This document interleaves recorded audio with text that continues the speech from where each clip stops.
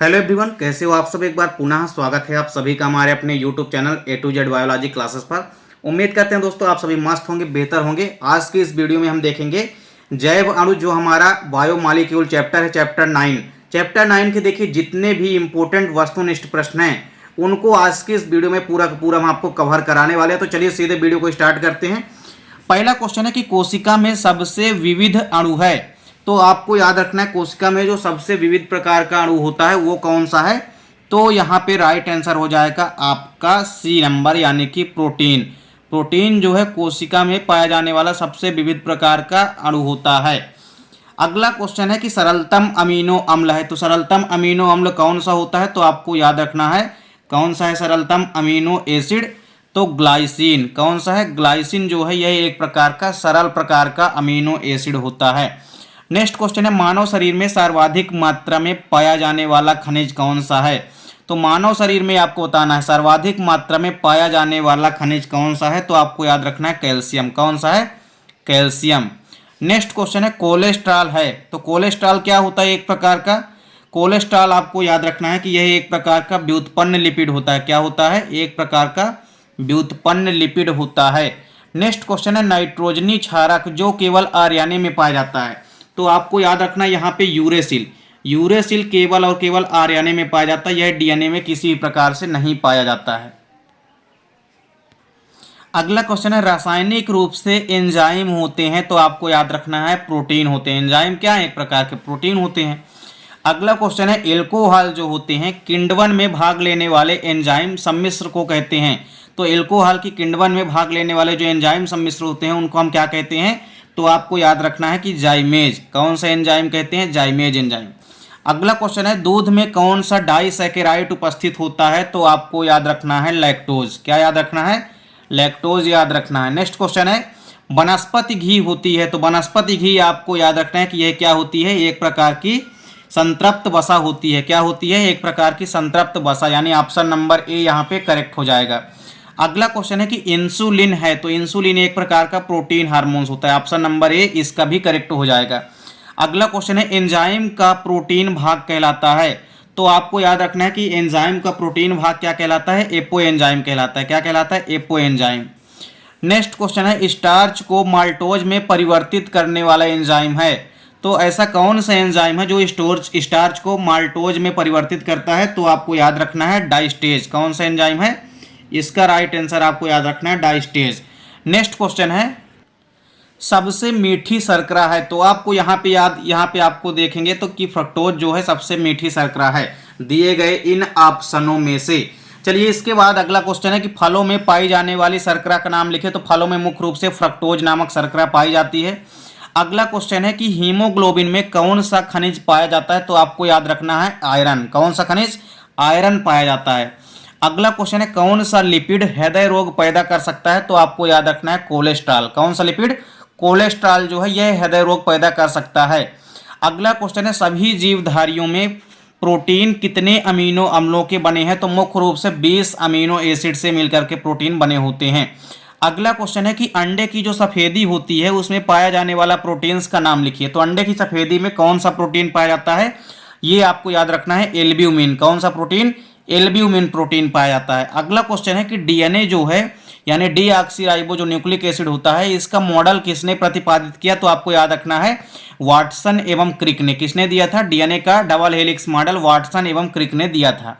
अगला क्वेश्चन है एक प्यूरिन क्षारक का नाम लिखिए जो डीएनए में पाया जाता है। तो डीएनए में देखिए एडेनिन जो है मुख्य रूप से प्यूरिन क्षारक होता है और इसके अलावा ग्वानिन भी होता है। ग्वानिन भी क्या है, एक प्रकार का प्यूरिन क्षारक। नेक्स्ट है कि एंजाइम जो है, एंजाइम की क्रिया विधि जो है इसकी ताला चाबी परिकल्पना किसने प्रस्तुत की है। तो आपको याद रखना है एमिल फिशर। किसने, एमिल फिशर ने प्रस्तुत की है। अगला क्वेश्चन है किसने प्रमाणित किया कि एंजाइम प्रोटीन है। तो इसका राइट आंसर हो जाएगा समनर ने। किसने, समनर ने। नेक्स्ट क्वेश्चन है किस एंजाइम का उपयोग कपड़े धोने के अपमार्जक में होता है। तो आपको याद रखना है प्रोटीएज एंजाइम का। किस एंजाइम का, प्रोटीएज एंजाइम का। नेक्स्ट क्वेश्चन है एंजाइम शब्द का प्रयोग सबसे पहले किसने किया। तो कुहने ने किया। किसने किया, कुहने ने किया। अगला क्वेश्चन है सर्वप्रथम किस एंजाइम की खोज की गई। तो आपको याद रखना है जाइमेज एंजाइम की। नेक्स्ट क्वेश्चन है कि सुक्रोज, माल्टोज व लैक्टोज किस डाइसैकेराइड के अंतर्गत आते हैं? तो आपको याद रखना है ओलिगोसैकेराइड के अंतर्गत। किसके अंतर्गत? ओलिगोसैकेराइड कई प्रकार के होते हैं, तो उसमें से डाइसैकेराइड जो होते हैं मुख्य रूप से उसमें सुक्रोज, माल्टोज व लैक्टोज आते हैं। नेक्स्ट क्वेश्चन है कि किस एंजाइम की क्रियाशीलता के लिए धातु आयन की आवश्यकता होती है? तो किस एंजाइम की क्रियाशीलता के लिए? कोएंजाइम के लिए। किसके लिए? कोएंजाइम की क्रियाशीलता के लिए। नेक्स्ट क्वेश्चन है वह एंजाइम जो मंड को शर्करा में बदलता है। तो ऐसा एंजाइम जो मंड को शर्करा में बदलता है क्या कहलाता है? तो आपको याद रखना है एमाइलेज एंजाइम। कौन सा एंजाइम? Amylase enzyme. अगला क्वेश्चन है जल अपनी एंजाइम समूह है। तो आपको याद रखना है कि जल अपनी एंजाइम समूह कौन सा होता है? तो जल अपघटनी यहाँ पे होगा। जल अपघटनी एंजाइम समूह कौन सा होगा? तो एस्टेरेज होगा। कौन सा होगा? एस्टेरेज एंजाइम। अगला क्वेश्चन है कि कोशिका में उपस्थित संपूर्ण प्रकीर्णों में से कितने प्रतिशत केवल माइटोकॉन्ड्रिया में होते हैं? तो यहाँ पे पूछा गया कि कोशिका में ओवरऑल जितने प्रकीर्ण की उपस्थिति होती है उनमें से कितने प्रतिशत जो प्रोटीन है वो माइटोकॉन्ड्रिया में पाए जाते हैं? तो आपको याद रखना है 70%। कितने? 70%। अगला क्वेश्चन है किसी कोशिका में पाए जाने वाले सभी अणुओं को एक साथ क्या कहते हैं? तो आपको याद रखना है कि किसी भी कोशिका में पाए जाने वाले जो सभी अणु होते हैं उनको एक साथ क्या कहते हैं? उनको कोशिकीय पूल कहते हैं। क्या कहते हैं? कोशिकीय पूल कहते हैं। नेक्स्ट क्वेश्चन है कि बाल, त्वचा, नाखून, सींग व पंख में उपस्थित जो प्रोटीन होती है उसका नाम बताइए।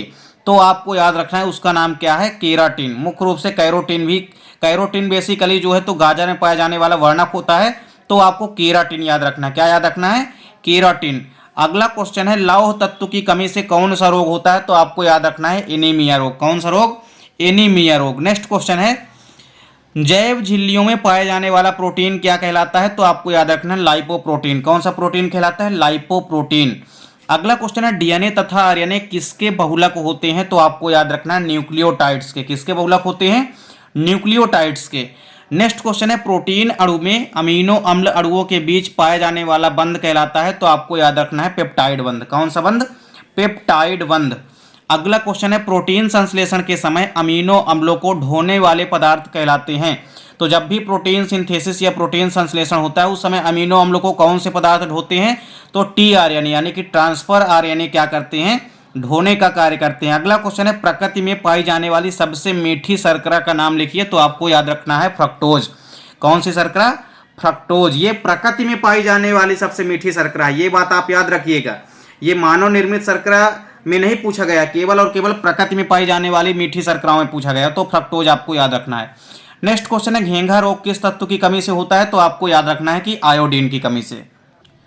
तो इस प्रकार देखिए जो चैप्टर हमारा 9 है क्लास 11th का, यानी जो जैव अणु या बायोमॉलिक्यूल जो हमारा चैप्टर है, इसके जितने भी वस्तुनिष्ठ प्रश्न है वो हमने आपको आज के इस वीडियो में प्रोवाइड कराया है।